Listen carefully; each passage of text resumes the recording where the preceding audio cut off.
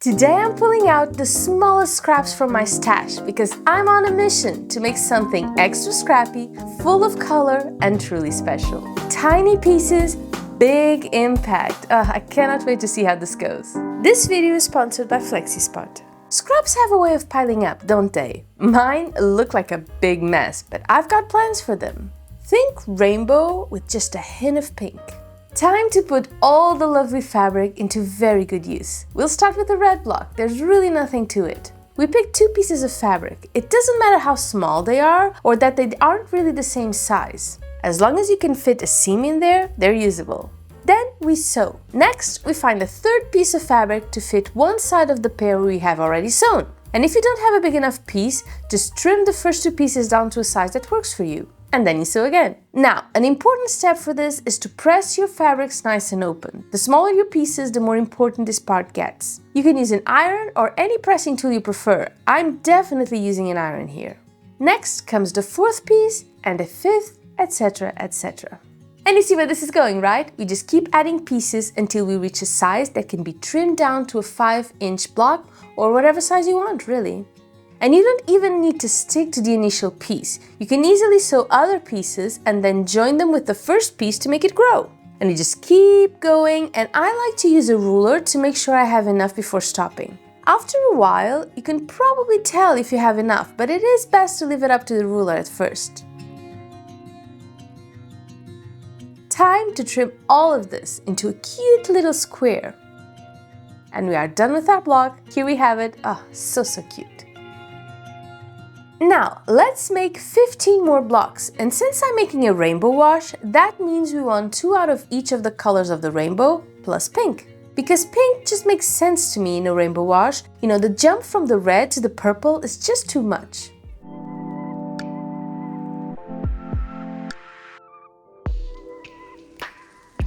This kind of block is called a crazy quilt block, and I guess you can tell why, because they are truly all over the place.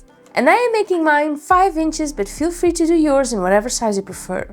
In fact, a project I would just love to try is making teeny tiny 3-inch blocks made out of the tiniest scraps. That would probably look absolutely cute. But here's the thing, the smaller your fabric pieces are, the more complicated it gets to work with them. And today, we want total ease. You know, I didn't think a desk could really make that much of a difference until I tried FlexiSpot C7 Pro. It's a standing desk, which means I can raise it or lower it anytime I want. I've had it for almost 2 years now, and I really love it. Now I stand to cut fabric, sit to prep and sew with just a push of a button. I don't have to hunch over anymore, and my back feels really great at the end of the day. I use it every day. It's basically my whole office. I paint, I edit my videos, and do all my work from home tasks here. And I know this is a bit of a nerdy thing, but I love the cable management on the E7 Pro. It keeps all the wires out of the way so my desk feels clean and organized. The desk is quiet, really sturdy, and strong enough to lift up to 440 pounds without wobbling. I know it's going to last me for years, and I was surprised how easy it was to assemble. Mike and I put it together in under 30 minutes. If you go to FlexiSpot.com, you can choose from a wide range of desktop sizes and materials to fit your space and your style. Every desk comes with a 15-year warranty and a 30-day money-back guarantee, so you can try it completely risk-free. Right now, FlexiSpot is having their biggest Black Friday sale with up to 80% off. And if you use the code YTE730 at checkout, you can save an extra $30 on your own E7 Pro desk, as well as support my channel. That would mean a lot to me, and it would help me keep making videos for you each week. There's a link in the description with all the details you need, so you can go ahead and take a look. I'm not using a base fabric like I normally would, I'm just sewing the pieces together. Also, when I do crazy quilt blocks, I usually start small and work my way up to the bigger pieces. Usually start at the middle of the base fabric and make it grow, kind of making like a flower with the petals all around the core. So this whole sewing then trimming is a novelty as well. And the whole sewing the pieces to the side and then adding them to the big piece, I have never done that before, and that's kind of a crazy concept for me. But I am loving the overall result. I think this is quicker, more free flow, and saves a lot of fabric since you're not adding that base fabric to it. And as you can see, these get done really fast. Even if you use the smaller scraps, you can assemble one of these blocks in under 5 minutes easily. So it really is one of those perfect projects to make when you don't have a lot of free time on your hands and just want to be creative. Also, it's the perfect handmade scrappy gift. Christmas is not that far away, and if you don't want to make a pillow like I'm doing, you can make like a table runner, a mug rug. I mean, if I'm honest, you can pretty much create a patchwork top for whatever you want to make, like a bag or even clothes if you're lucky enough to know how to make clothes, which sadly I do not. The main thing about this is it's a quick and fun project you can make without spending any money. You're just putting your scraps to very good use and creating a gift everyone will love.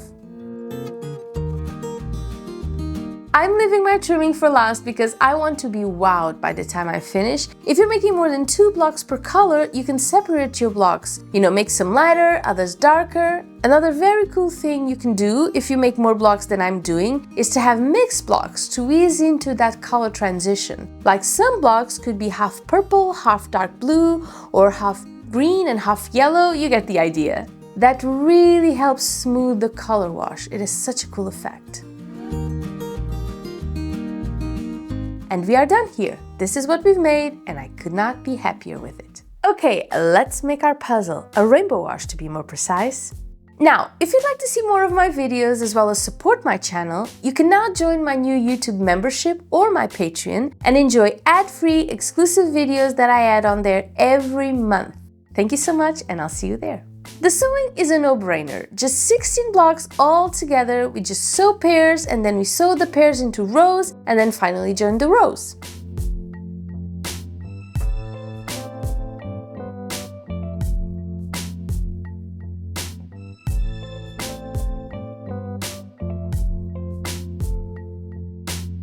Now about this wash, I always like to remind you that you don't need to start with purple. I usually do because it is my favorite color and because I enjoy the look of having the cool colors separated from the warms. But the magic of rainbow colors is that they are in fact a full circle, and red leads to pink and pink leads to purple. So if you prefer your warm colors to be the hero of your project, splitting them into top and bottom is the way to go.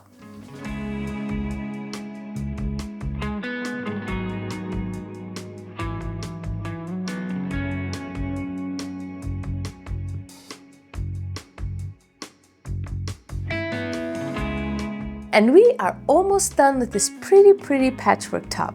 All we need to do now is to press it nice and flat before we can turn it into a pillow.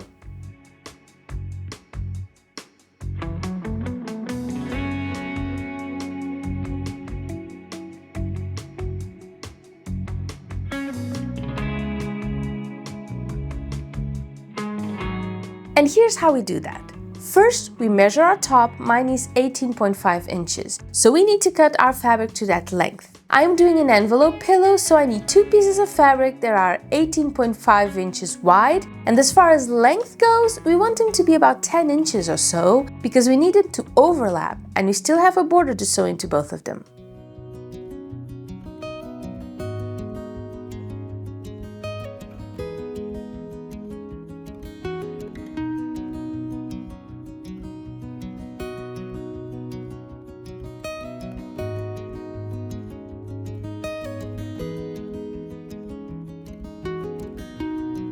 Next step is to sew all around our pillow. And if you want, you can reinforce your seams where the envelope ends, because those are the bits that will feel the strain when you're adding the pillow insert.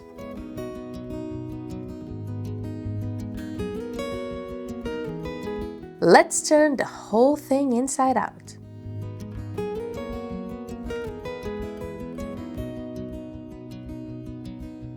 And this is what we get, a lovely one-of-a-kind pillow cover ready to brighten up any room you put it in. One of a kind and stunning, made out of scraps. My favorite kind of project. I love it, I hope you do too, and I'll see you soon. Bye bye!